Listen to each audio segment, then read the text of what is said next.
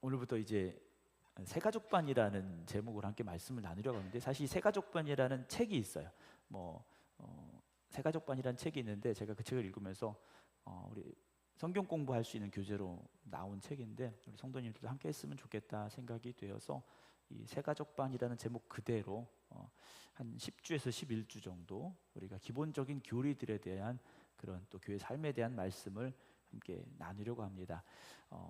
새 신자는 아닙니다. 그렇다고 우리가 뭐 처음 보는 사이도 아니고요. 그럼에도 불구하고 우리가 알아야 될 것들에 대해서 좀 알아가는 그런 과정이 있어야 하겠다라는 생각이 되어서 좀 이름이 낯설긴 합니다. 새가족반이라는 제목으로 함께 말씀을 나누려고 하는데요.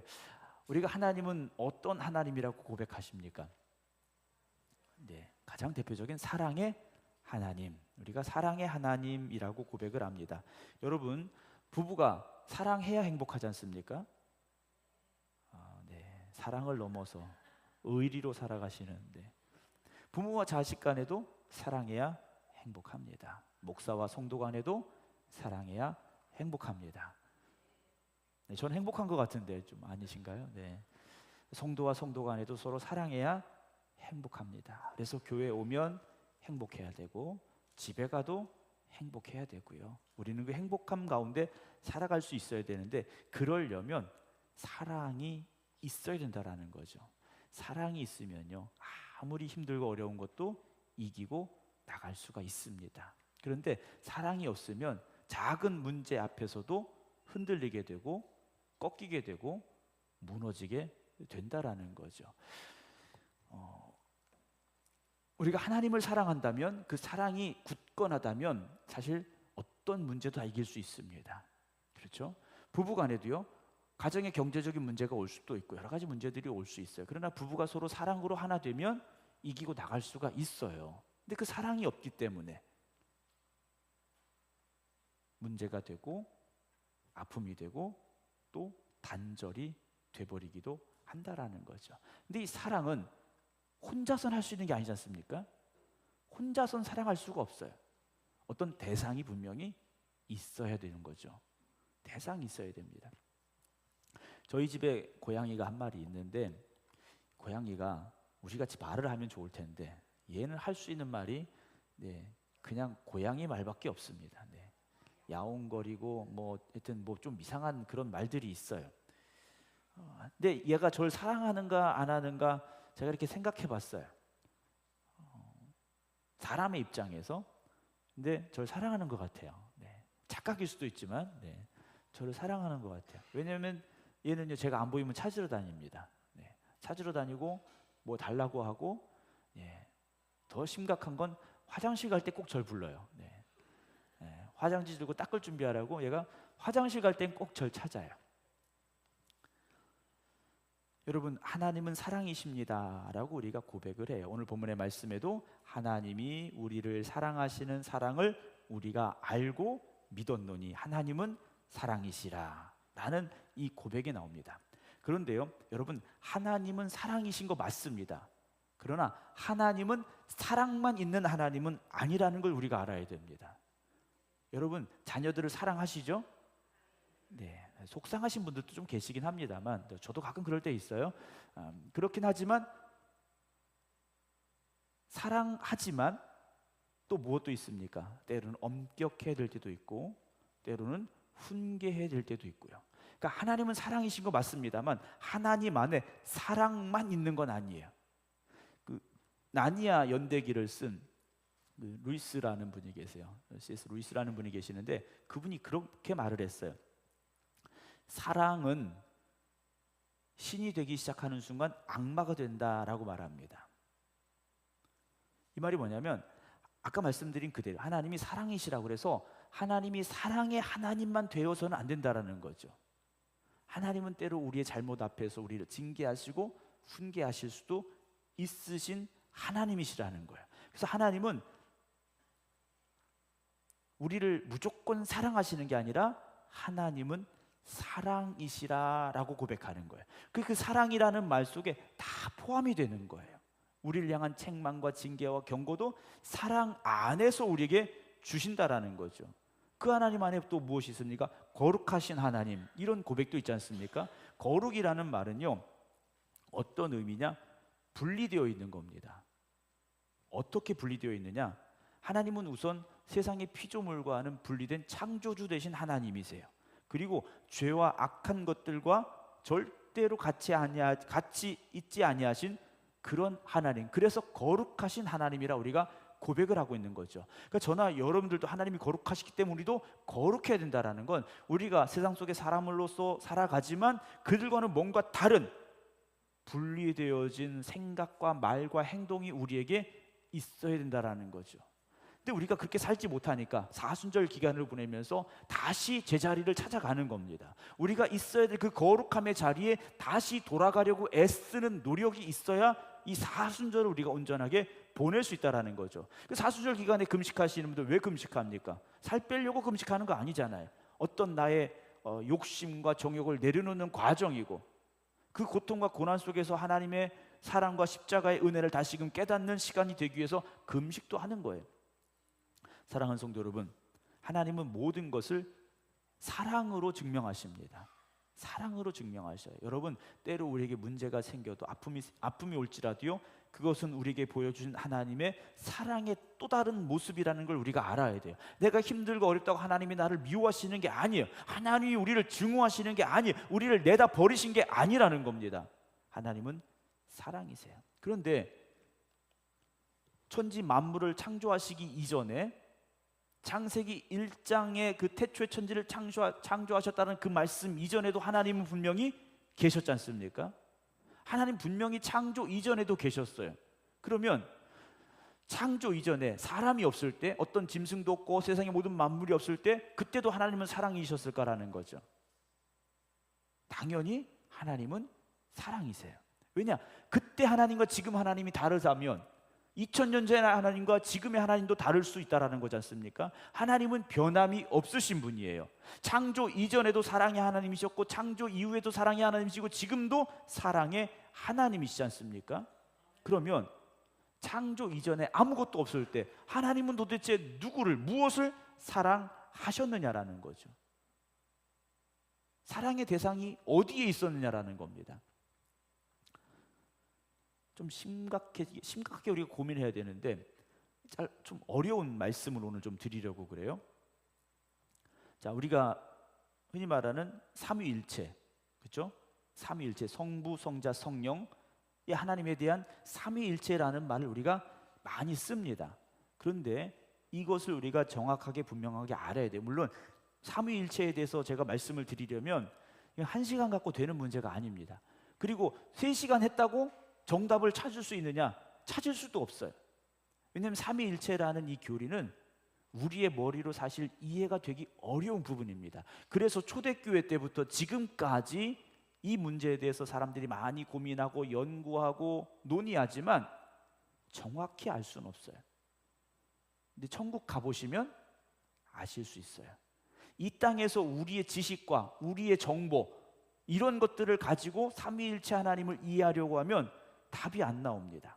우선 성부, 성자, 성령, 즉 성부 하나님도 하나님이시고, 성자 하나님도 하나님이시고, 성령 하나님도 하나님이세요. 모든 분이 하나님이세요. 모든 분이 하나님이시라는 겁니다. 그런데 성부 하나님이 성자 하나님은 아니세요. 성자 하나님이 성령 하나님도 아니세요. 성부 하나님이 성령 하나님도 아니세요. 다 하나님이지만 같은 하나님이 아니라는 거예요. 이 삼위일체 하나님에 대해서 설명을 할 때 예전에 그런 설명들을 들으신 분도 계실 거예요. 제가 여기서는 목사지만 제 아내에게는 남편이고 아이들에게는 아빠고, 그렇죠? 저는 하나인데 어느 자리에 누구에게 있느냐에 따라서 다른 위치, 다른 사람으로 제 역할을 하게 된다. 이런 설명을 들으신 분도 계실 거예요. 그래서 그때 설명했던 게 뭐냐면, 하늘에 계실 때는 성부 하나님, 이 땅에 육신으로 오셨을 때는 성자 하나님, 그리고 우리 안에 임재하실 때는 성령 하나님, 이런 예를 들기도 했어요. 그러면서 물이라는 것이 영하에서는 얼어서 고체가 되고 상온에서는 보통 온도에서는 액체가 되고 100도가 넘어서 끓으면 기화가 돼서 수증기가 되는 것처럼 이렇게 설명을 하기도 했는데, 이게 어떤 표현이냐면 신학적으로 말하면 양태론이라고 표현합니다. 양태론. 그러니까 한 분이신데 각자 다르게 나타나신다는 거예요. 그러니까 성부 하나님이셨다가 성자 하나님이 되셨다가 성자 하나님 또 성령 하나님이 되셨다가 그렇게 설명을 하기도 합니다. 그런데 예수님께서 세례 받으시고 올라오실 때 어떤 일이 있었습니까? 하늘이 열리고 하나님의 성령이 비둘기같이 내려 자기 위에 임하심을 보시더니 하늘로부터 소리가 있어 이르시되 이는 내 사랑하는 아들이요 내 기뻐하는 자라 라는 음성이 들렸다고 그랬어요.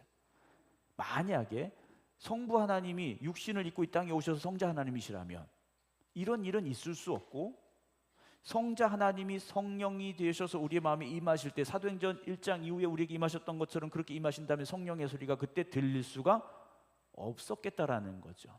그래서 성부 하나님이 성자 하나님이 아니시고 성자 하나님이 성령 하나님이 아니시라는 거예요.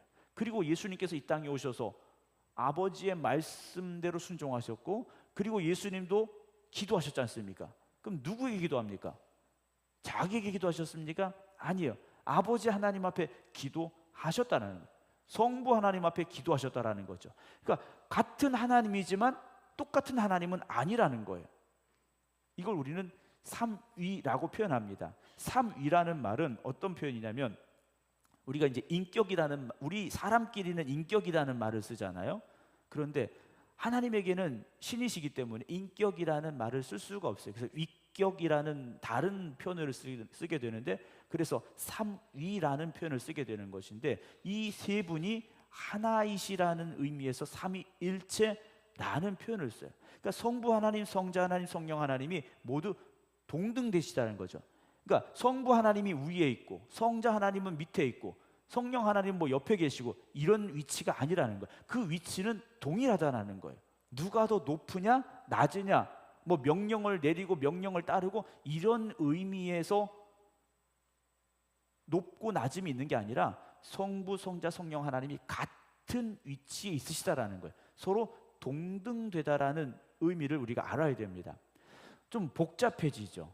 이건 것 같기도 하고 저건 것 같기도 하고. 자, 그렇다면 성부 하나님, 성자 하나님, 성령 하나님 결국은 한 분이시라는 거예요. 그러니까 제가 뭐 신학적으로 이렇게 저렇게 설명을 드리는데 잘 이해가 되지 않을 수 있어요. 그러면서 또 다른 이단이 하나가 나오는 게 뭐냐면 삼신론이라는 게 있습니다. 그러니까 성부 하나님 따로, 성자 하나님 따로, 성령 하나님 따로라고 말하는 사람들도 있었어요. 근데 이 논쟁은 사실 지금도 계속되고 있고 앞으로도 계속될 수밖에 없어요. 왜냐? 처음 말씀을 드린 대로 우리가 가진 지식과 정보가 한계가 있기 때문에 우리는 아까 오전에 말씀드렸습니다. 아는 만큼밖에 못 봐요. 여러분 천국을 보셨고 천국에 가셨다면 거기는 이해할 필요가 없습니다.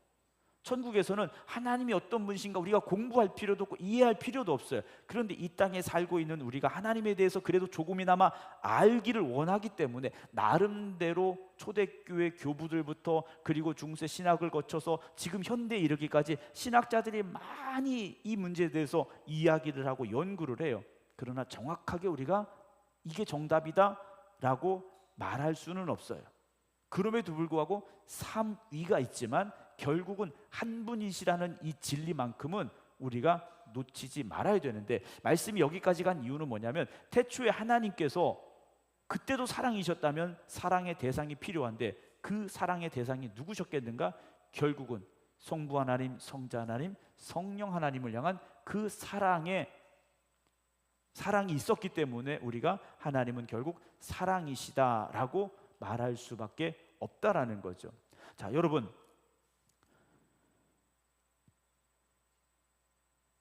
요한복음 17장에 보게 되면 아버지여 내게 주신 자도 나 있는 곳에 나와 함께 있어 아버지께서 창세 전부터 나를 사랑하심으로 내게 주신 나의 영광을 그들로 보게 하시기를 원합니다라는 고백이 나와요. 요한복음 17장에 창세 전부터 나를 사랑하심으로라고 되어 있어요. 그러니까 창세 창세기 이전입니다. 우리가 현실적으로 우리가 받아들이고 있는, 알고 있는 이 땅 이전에 하나님이 계셨다는 거예요. 그러니까 성부 하나님, 성자 하나님, 성령 하나님이 계셨다라는 거예요. 그때 성부 하나님께서 성자 하나님을 사랑하셨다라는 거예요.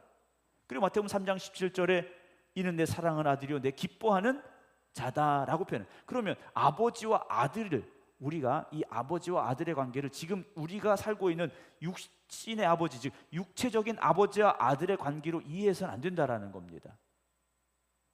그렇게 생각하면 혼란이 그래서 나오는 게 뭡니까? 아버지 하나님만이니 어머니 하나님은 없느냐? 하나님의 교회가 거기서 나오는 겁니다. 하나님이라는 이 분은 우리가 아버지라고 부르는 좀 남성격을 쓰고 있어요. 그러나 그 하나님이 남자냐 여자냐 성경은 그렇게 말씀하고 있는 게 아니에요. 아버지의 어떤 역할, 아버지의 위치, 아버지의 권한, 이런 의미로서의 성부 하나님이신 거지 남자 하나님만 말하고 있는 게 아니에요. 그래서 신학자들 중에 여성 신학자들 같은 경우에 그런 문제를 깊이 지적하는 경우도 있습니다. 그러나 성부 하나님, 성자 하나님, 성령 하나님, 우리가 물론 성자 하나님 이 땅에 오셨을 때, 예수 그리스도로 오셨을 때, 육신으로 오셨을 때는 남자의 몸이 있었던 건 맞아요. 그러나 우리가 영적으로 볼 때는 이 세 분 모두가 어떤 남자냐 여자냐 이런 위치로 말할 수 있는 게 아니에요. 성부 하나님은 남자고 성자 하나님은 아들이고, 그럼 딸은 어디 있느냐, 엄마는 어디 있느냐? 여러분, 이렇게 따지게 되면 이단에 빠질 가능성이 많습니다. 그러니까 성부 하나님이라고 해서 남자 아버지로서의 하나님, 그런 아버지 의미로서지 진짜 아버지와 아들의 관계는 아니라는 거예요. 제가 말씀드리고자 하는 것은 결국 이 성부 하나님, 성자 하나님, 성령 하나님이 창세 전부터 사랑이 무엇인가를 그분들 속에 가지고 계셨고, 그리고 세상을 창조하시고 사람을 창조하시고 그 사랑을 세상을 향해서, 사람을 향해서 쏟아 부으셨다라는 거죠. 우리는 그 사랑 안에 창조되었고 그 사랑 안에 이 땅을 살아가고 있었다라는 거예요. 요몽 14장 31절에 보면 오직 내가 아버지를 사랑하는 것과 아버지께서 명령하신 대로 행하는 것을 세상이 알게 하려 함이로다 그랬어요. 성부 하나님께서 태초 이전부터 성자 하나님을 사랑하셨고 이 땅에 오신 주님께서도 내가 아버지를 사랑하는 것이라고 말하고 있었다라는 거죠. 여러분, 오늘 이 관계가, 이 사랑이 저와 여러분들이 하나님을 향한 관계에서도 그대로 이루어지고 열매 맺기를 주님의 이름으로 축원합니다. 영원전부터 성부 하나님과 성자 하나님의 그 사랑이 있었기에 오늘 우리가 그 사랑 가운데 살아갈 수가 있다라는 거죠. 하나님은 사랑이시라는 것, 그분이 영원전부터 사랑하시는 분이었다라는 사실이 우리에게 고백이 되어지고 믿음이 되어져야 됩니다. 서로 사랑하셨다라는 거죠. 그러니까 삼위가 있었다라는 것이죠. 그러나 그럼에도 불구하고 하나이시라는 것을 우리가 어떤 수학적인 1 더하기 1은 2라는 그런 수식을 통해서 설명할 수는 없다라는 것을 우리가 아셔야 돼요. 어디 가서 여러분 삼위일체에 대해서 정확하게 똑 떨어지게 이야기를 한다, 여러분 그럼 조금 이상할 수는 있습니다. 네, 조금 이상할 수는 있어요. 하나님께서는 우리와 같은 존재가 아니시다라는 걸 우리가 인정하고 들어가야 됩니다. 우리와 같은 존재라고 우리가 생각하는 순간 하나님에 대해서 완전히 이해할 수도 없고 알 수도 없기 때문이라는 거예요. 물론 우리가 신앙생활하면서 하나님을 아버지라고 부릅니다. 아버지라고 불러요. 그런데 뭐 혹시 다른 종교를 가졌던 분들이 계실지 모르겠습니다만 절에 가서 불상을 보고 아버지라고 부르는 분들은 없어요. 그죠? 네. 아버지라고 부르지 않습니다. 그럼 왜 성경은 하나님을 아버지라고 부를까 하는 거죠. 성부 하나님을 왜 아버지 하나님이라 부르고 있느냐라는 거죠. 이 성부 하나님은요, 창세 이전부터 성부 하나님이신 겁니다. 우리가 그렇게 부른 게 아니에요. 우리가 그렇게 고백하고 있지만 우리가 깨닫고 우리가 어떤 연구를 통해서 이분은 성부 하나님, 이분은 성자 하나님, 이분은 성령 하나님, 우리가 지칭한 게 아니라는 거예요. 본래 성부 하나님이시라는 거예요. 에베소 1장에 보게 되면 찬송하리로다 하나님 곧 우리 주 예수 그리스도의 아버지께서라고 돼 있어요. 여러분, 성경은요 물론 사람의 손을 통해서 기록되었습니다. 그러나 성경은 하나님이 우리에게 주신 감동을 받아서 기록된 책이에요. 우리가 그걸 고백하고 인정해야 됩니다. 성경은 여러 가지 종류가 있어요. 우리가 지금 이 가진 성경, 이걸 정경이라고 말합니다. 정경이라고 말해요. 이 정경 외에 천주교에 다니셨던 분들은 천주교 성경은 이거보다 조금 더 있습니다. 그렇죠? 외경이라고 더 있어요. 그리고 그 밖에 또 어떤 것들이냐? 위경이라는 게 있습니다. 성경 근처에 들어오지 못하는 책들이 있어요.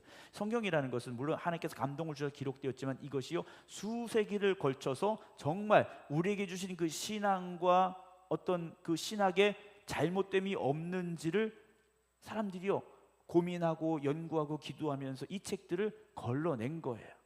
그러니까 가짜 편지들도 있었고 가짜 예언서들도 있었다라는 거예요. 그 수많은 책들 중에서 예전부터 내려오는 것과 또 새롭게 우리가 정리해야 될 것들을 이렇게 추려서 66권으로 만들어 놓은 거예요. 여러분 도마복음이라고 들어보셨나요? 못 들어보셨죠? 도마복음서도 있어요. 성경 안에는 들어오지 못했지만 도마가 썼다고 전해지는 도마복음서라는 것도 있어요. 거기 또 다른 면의 성경을 우리가 볼 수도 있는데요. 에베소 1장에도 우리 주 예수 그리스도의 아버지라고 되어 있고요. 골로새서 1장에도요.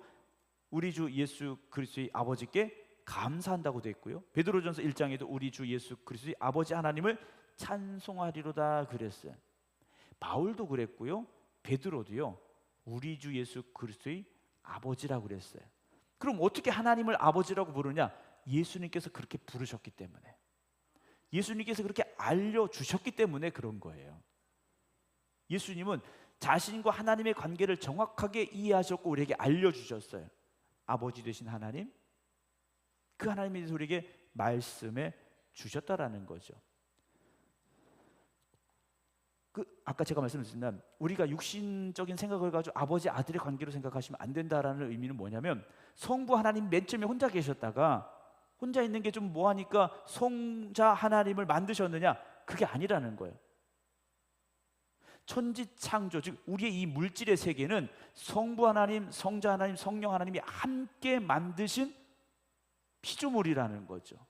그러니까 성부 하나님, 성자 하나님, 성령 하나님은 누가 만드셔서 있는 하나님이 아니라, 누가 만들어서 생겨난 존재가 아니라 원래 그렇게 계셨던 분들이라는 것을 성경은 우리에게 말씀해주고 있다라는 거죠.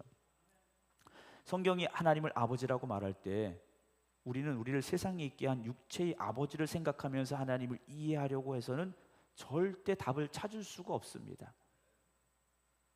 부자 관계가 우리가 생각하는 부자 관계가 아니라는 거예요. 성부 하나님이 아버지신 이유는 뭐냐? 그분이 사랑의 원천이시기 때문에, 거기서 사랑이 시작되고 그 사랑이 우리에게까지 이어졌기 때문에 그 사랑으로 말미암아 성부 하나님의 의미를 우리가 깨달을 수 있어야 되죠. 물론 예수님도 성부 하나님을 사랑하십니다. 그러나 성경은 성부 하나님을요 사랑의 하나님 이렇게 우리에게 말씀해주고 있어요. 성부 하나님과 성자 하나님은 동등되시고 완전하신 하나님이시지만 성부 하나님은 그 사랑의 출발과 근원이 되시는 하나님이시고, 성자 하나님은요 그 사랑을 받으시고 기뻐하시고 그 사랑으로 다시 하나님 앞에 나아가는 분임을 우리에게 보여주고 계시다라는 것, 그리고 서로 사랑의 관계 속에 있으신 분이다라는 것을 주님은 우리에게 말씀해주고 계시다라는 거죠. 그래서 아까 말씀대로 예수님께서 세례 요한에게 세례를 받으시고 올라올 때 이는 내 사랑하는 아들이요 내 기뻐하는 자다라는 음성을 성령 하나님을 통해서 우리에게 말씀하시고 들려주셨다라는 거죠. 예수님께서 이 땅에 육신으로 오셨습니다. 육신으로 오실 때 마리아의 뱃속에 잉태되시지 않습니까? 그런데 어떻게 잉태가 되었느냐? 마태복음 1장 18절을 보게 되면 성령으로 잉태된 것이 나타났다라고 돼 있어요. 성령의 역사하심으로 마리아의 태중에 잉태되신 예수님께서 육신을 가지고 이 땅에 오셨다라는 거죠. 그래서 예수님의 이 땅의 삶을 보면요, 성령으로 말미암아 잉태됐고 성령의 충만함으로 광야에서 금식하셨고 성령이 기뻐하시는 삶을 사셨고, 이런 말씀들이 자주 등장을 합니다. 예수님께서 이 땅에 하신 말씀 역시 성령님을 통해서 우리에게 주신 말씀들이에요. 그리고 예수님께서 십자가에 못 박혀 죽으셨지 않습니까? 죽으셨다가 부활하실 때 어떻게 부활하셨느냐라는 거죠. 성령으로 말미암아 죽은 자들 가운데서 부활하셔서 능력으로 하나님의 아들이 되심을 선포하셨다라고 되어 있습니다. 이 부활 역시 성부 하나님께서 성령을 통하여 일으키신 은혜의 사건이었음을 성경은 말해주고 있는데요. 뭐 여러분들이 지금 머리가 좀 복잡하실 수도 있어요. 도대체 목사가 얘기는 하긴 하는데 뭐 하나라고 했다가 셋이라고 했다가 또 하나는 셋이고 셋은 또 하나라고 하니까 이게 도대체 뭘까라는 고민이 생기실 수 있는데 복잡합니다. 그러나 간단히 정리하면 결국은 사랑이라는 문제로 다시 돌아가는 거예요. 사랑이라는 단어로 우리가 답을 내려야 될 수 있는데요. 사랑은 분명히 대상이 있어야 됩니다. 그렇죠? 사랑은 대상이 있어요. 여러분들이 여기 한 분도 없는데 제가 혼자 여기 앉아서 여러분 사랑합니다 이러면 제가 좀 이상한 사람이겠죠. 아무도 없는데 여러분 사랑합니다 이러면 이상한 사람이 될 수밖에 없어요. 사랑은 분명히 대상이 있어야 됩니다. 그리고 그 사랑은 내가 사랑하는 대상에게 똑같이 그 사랑으로 느껴져야 되고 상대편이 그 사랑을 받아들여야 사랑이 이루어집니다. 그렇지 않습니까? 제가 여기서 우리 성도 여러분 사랑합니다 근데 여러분들이 안 사랑해요 이러면 이건 사랑이 될 수가 없어요. 제가 여러분 사랑합니다. 그럼 여러분도 목사님 사랑합니다 이렇게 할 때 그 사랑이 온전해지는 거지 않습니까? 그리고 그 사랑은요 한 번의 사랑이 아니라 계속되는 사랑이 되어져야 됩니다. 계속되는 사랑이 되어져요. 여러분 한 번은 누구나 다 할 수 있어요. 그렇지 않습니까? 교회 봉사 한 번 다 할 수 있어요. 그러나 두 번, 세 번, 네 번 쉽지 않아요. 식사를 이제 한 달씩 돌아가면서 하시는데 여러분 어렵잖아요. 첫 주니까 새로운 마음을 가지고 막 하세요. 두 번째 주는 첫 주 했으니까 또 하시는데 이 셋째 주 되면 지칠 수 있어요. 넷째 주 되면 야, 한 달이 4주인 게 정말 다행이다. 5주 걸리면 왜 우리만 5주야? 이러실 수 있어요. 제가 다 알죠. 저도 밥 해 먹고 살아봤기 때문에 다 알아요. 밥은 왜 하루 3번씩 먹어야 되는지, 주일날은 왜 이렇게 또 빨리 오는지, 이번 주일은 무슨 반찬을 해서 먹어야 되나, 갈비를 했는데 다음 주에는 뭘 해야 되나, 고민하실 수 있어요. 근데 사랑으로 하시면 지치지 않습니다. 사랑이 있으면요 지치지 않아요. 여러분 결혼 생활이 오래되면 오지 말아야 될 그게 옵니다. 권태기라는 게 옵니다. 뜨거웠던 사랑이 식어지면서 권태기가 오게 돼 있어요. 뭐 다 오는 건 아닙니다. 여러분 걱정하지 마세요. 다 오는 거 아니에요. 왜 권태기가 옵니까? 내가 사랑했던 그 대상에게서 더 이상 매력을 느끼지 못하기 때문이에요. 더 이상 매력을 느끼지 못하니까 그 사랑이 점점 무뎌지게 되고 식어지게 되고 권태기가 오는 거예요. 여러분 하나님은 우리를 향한 사랑을 가지고 계실 때 권태기가 있을까요? 잘 알고 계시네요. 우리는 하나님을 향한 사랑을 할 때 권태기가 있습니까 없습니까? 네. 잘못하시는 거잖아요. 그죠? 하나님은 변함없이 우리를 끝까지 사랑하고 계신데 왜 우리는 이랬다 저랬다 하는 걸까 하는 거죠. 여러분 하나님을 향한 그 사랑이 우리를 향하신 하나님의 사랑처럼 계속 되어지시기를 주님의 이름으로 축원합니다. 하나님이 우리를 보실 때 얼마나 기쁘시겠어요? 얼마나 기쁘시겠습니까? 우리 교회를 보실 때 얼마나 기뻐하시겠습니까? 여러분 그 하나님을 향한 우리의 사랑 역시 계속될 수 있어야 돼요. 그리고 그 사랑은 어떤 사랑이 되어져야 되느냐? 공동체 안에서 그 사랑이 온전해져야 됩니다. 결혼식에서 남자와 여자가 만나서 결혼식을 이제 하게 되는데 둘은 서로 좋아서 결혼식을 합니다. 그런데 양가 부모는 양가 가족은 야, 우리 그 결혼 인정 못해 하면서 아무도 가지 않는다면 그 결혼은 행복한 결혼이 될 수가 없죠.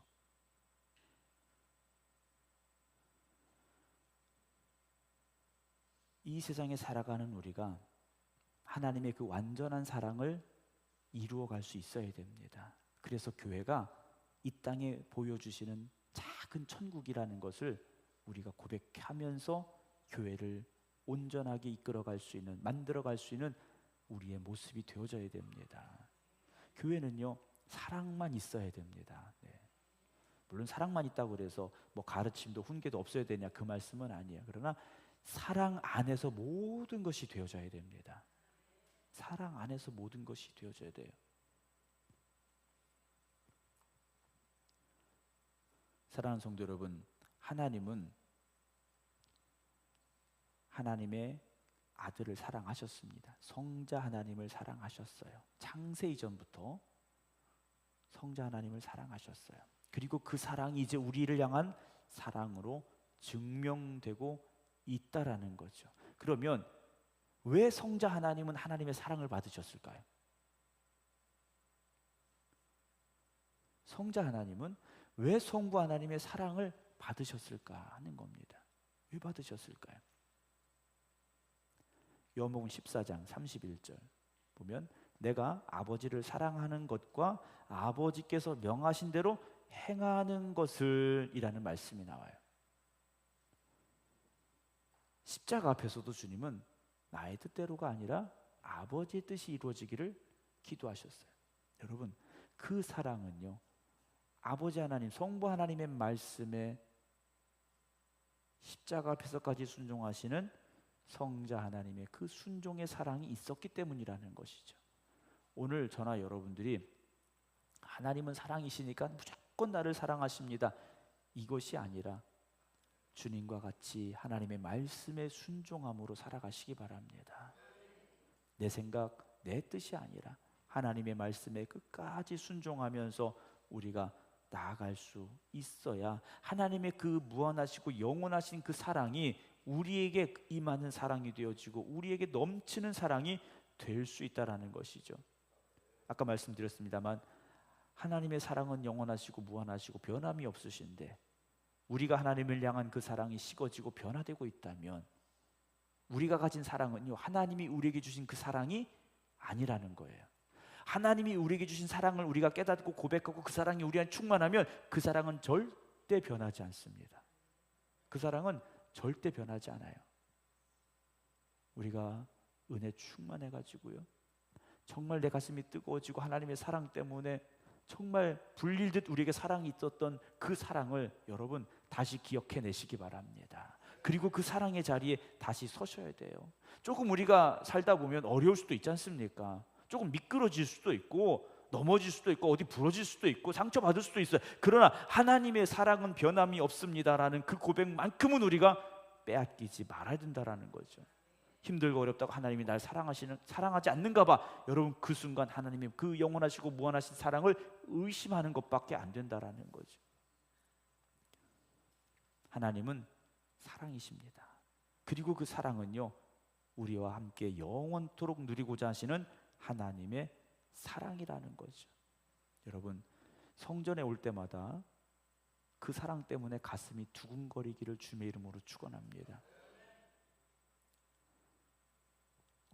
찬송 부를 때 하나님이 그 사랑이 내 안에 뜨겁게 역사하심으로 가슴이 뜨거워지기를 주님의 이름으로 축원합니다.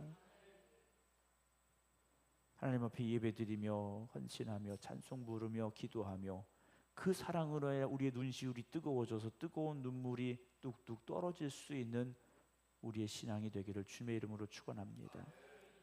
하나님은 창세전부터 우리를 사랑으로 계획하셨고 창조하셨고 지금도 사랑하셔요.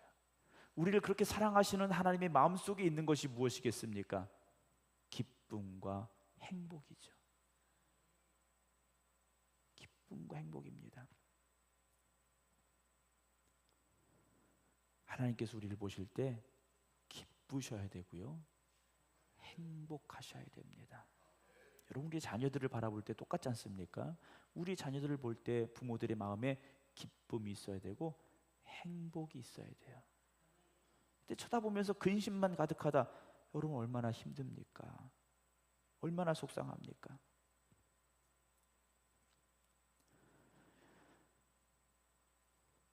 길거리를 지나다가 얼굴이 우울해 보이는 사람을 볼 수 있어요.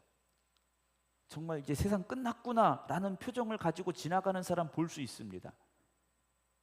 그런데 그 사람이 내 옆에서 살고 있는 사람이라면 이건 생각이 조금 달라질 수밖에 없죠.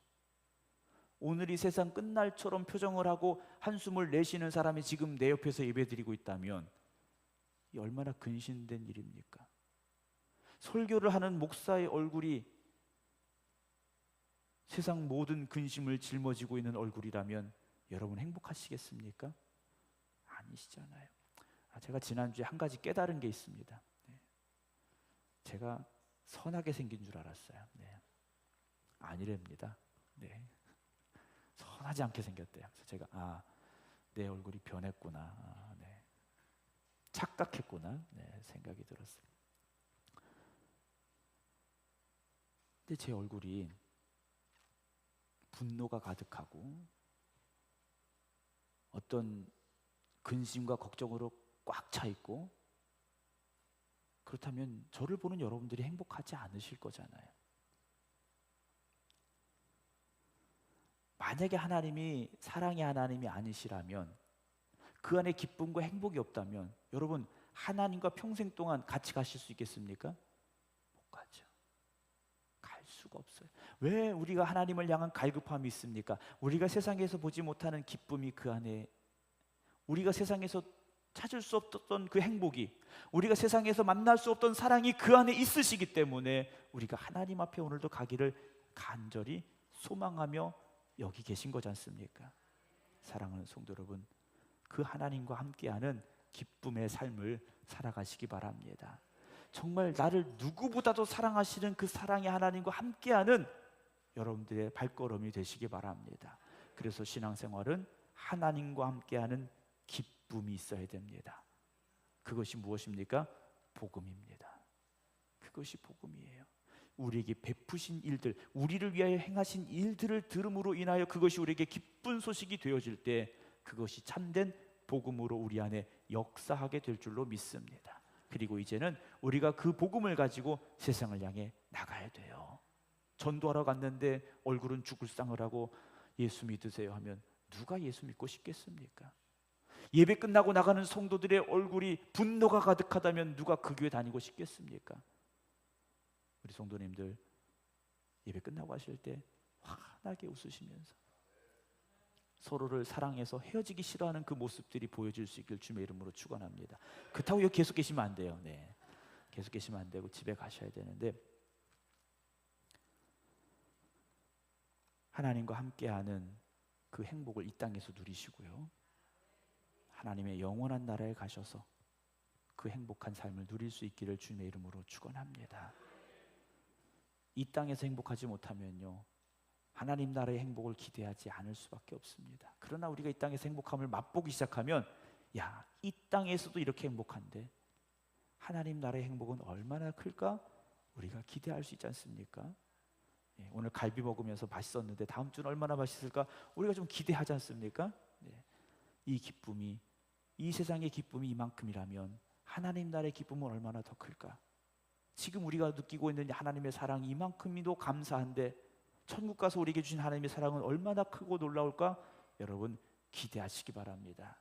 그 기쁨과 행복함이 우리 모든 성도 여러분들의 삶 속에 그대로 임하게 되기를 주님의 이름으로 축원합니다. 기도하겠습니다.